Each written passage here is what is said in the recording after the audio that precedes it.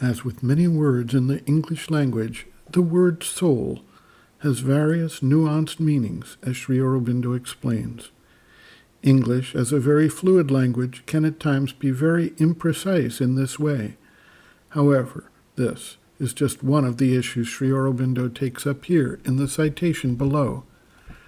One very interesting aspect is the implication that the evolutionary process takes place on Earth in an earthly body, and that beings that inhabit other realms, including various gods and demons, as we term them, are typal beings that are not subject to evolution in their native realms. Rather, if they at some point determine that they want to participate in the evolutionary process, they need to take birth in the world and undergo the processes that pertain here. Typal beings exist in their own native worlds and act within the framework of those worlds. They tend to be static and do not change over time.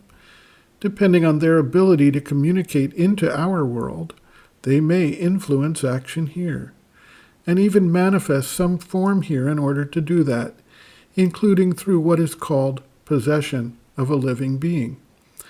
We may understand the concept from the unrelated world of video games, which use NPCs, non-player characters, to influence the action and direction of the game.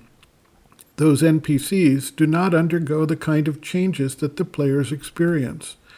Similarly, whether we term them gods, angels, demons, asuras, rakshasas, or vital beings of some sort, we can experience their impact while they remain unchanged in their character and nature in our own world and lives.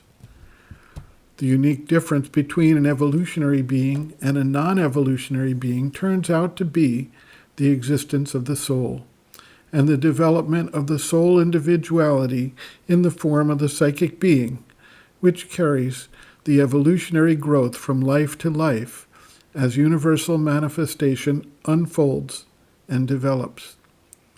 Sri Aurobindo writes, quote, "The word soul has various meanings according to the context. It may mean the Purusha, supporting the formation of Prakriti, which we call a being, though the proper word would be rather a becoming. It may mean, on the other hand, specifically the psychic being in an evolutionary creature like man. It may mean the spark of the divine, which has been put into matter by the descent of the divine into the material world, and which upholds all evolving formation here.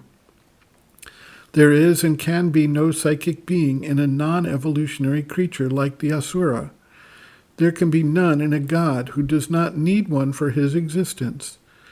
But what the god has is a Purusha and a Prakriti, or energy of nature, of that Purusha. If any being of the typal worlds wants to evolve, he has to come down to earth and take a human body and accept to share in the evolution. It is because they do not want to do this that the vital beings try to possess men, so that they may enjoy the materialities of physical life without having the burden of the evolution or the process of conversion in which it culminates." End quote.